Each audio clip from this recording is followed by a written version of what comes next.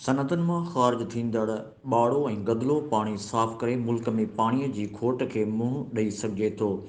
मेहरान यूनिवर्सिटीअ जा तहक़ीक़ी माहिर मेहरान यूनिवर्सिटी ॼामशोरो जे पाणीअ बाबति जदीद तहक़ीक़ जे हवाले सां क़ाइमु मरकज़मी सेमिनार कोठायो वियो, जंहिं में हायर एजुकेशन कमीशन पाकिस्तान जे ग्रांट सां शुरू कयल तहक़ीक़ी मंसूबनि जी कामयाबी पुॼाणीअ ते हासिल नतीजनि बाबति अवामी आगाही ॾिनी वई। इन मौक़े ते कपिड़े जी सनत, खाद ख़ुराक जी सनत, ज़राअत खातो, सिंध जे माहौलियात तहफ़ुज़ लाइ क़ाइमु कयल इदारे जे नुमाइंदनि समेति सिंध यूनिवर्सिटी, मेहरान यूनिवर्सिटी, ॼामशोरो जे मुख़्तलिफ़ शोबनि जे तहक़ीक़ी माहिरनि, नौजवान मुहक़क़ ऐं माहौलियात जे शोबे सां लाॻापियल शागिर्दनि शिरकत कई। सेमिनार में टिनि तहक़ीक़ी मंसूबनि बाबति professor doctor Rasool Bakhsh Mahar, professor doctor Kamran Ansari, doctor Tanveer Gadai तफ़सीली ॼाण ॾिनी। डॉक्टर तनवीर गाॾाई ॿुधायो आहे त पाकिस्तान जे सनअतुनि में इस्तेमालु थींदड़ घणे भाङे पाणी ॿाड़ो ऐं गदिलो चई ज़ाया कयो वञे थो। मेहरान यूनिवर्सिटीअ जे तहक़ीक़ वसीले तयारु थींदड़ टेक्नोलॉजी कपिड़े ऐं कीमियाई सनअतुनि मां ख़ारिज थींदड़ गदिलो ऐं ॿाड़ो पाणी साफ़ करण जी सलाहियत रखे थी।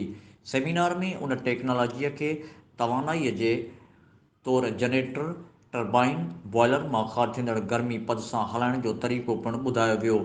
हिक ॿिए प्रोजेक्ट में मुख़्तलिफ़ सनअतुनि मां ख़ारिज थींदड़ गदिले पाणीअ खे वथाण जे भाण सां मिलाए बायोगैस या फर्टिलाइज़र ठाहिण जो तरीक़ो ॿुधायो वियो।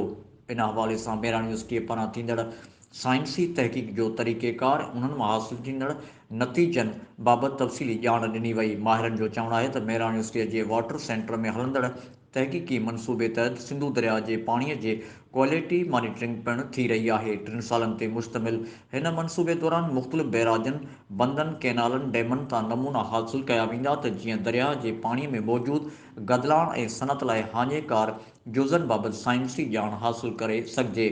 उन्हनि जे ख़ात्मे लाइ उपाउ वठण बाबति सिफ़ारिशूं तजवीज़ करे सघिजनि। उन खां अॻु मेहरान यूनिवर्सिटी वाटर सेंटर जे डायरेक्टर डॉक्टर कामरान अंसारी इदारे जे मजमूई कारकर्दगी मुस्तक़बिल जे मनसूबाबंदी मुतलिक़ ब्रीफिंग ॾींदे इन ॻाल्हि जो इज़हार कयो त तदरीसी ऐं तहक़ीक़ी इदारनि जे मसइलनि जे हल बाबति सिफ़ारिशूं तजवीज़ करणु आहे। पोइ इहो हुकूमती इदारनि ऐं लाॻापियल सनअतुनि जो गॾियल फ़र्ज़ु थिए थो त इन साइंसी तहक़ीक़ मां भरपूर फ़ाइदो हासिल कनि। सेमिनार खे अल रहीम टेक्सटाइल जे Irfan Ansari, green tech technologies जे डॉक्टर ताहिर महमूद ख़िताब कंदे मेहरान यूनिवर्सिटीअ जे तहक़ीक़ी कम खे साराहियो। इन ॻाल्हि जो इज़हार कयो त असांजे साइंसी माहिरनि में मयारी तहक़ीक़ वसीले मसइलनि जे हल करण जी सलाहियत मौजूदु आहे, जंहिं जे आधार ते रोशन मुस्तक़बिल जूं राहूं मुतयन करे सघजनि थियूं। इन ॾिस में हुकूमती सतह ते सरपरस्ती वक़्त जी अहम तरीन ज़रूरत आहे। सेमिनार जे पुॼाणीअ ते मोहक़क़नि में शील्ड्स ऐं सर्टिफिकेट पिणु विरहाया विया। ग़ुलाम हुसैन ख़ासकली, इबरत न्यूज़, हैदराबाद।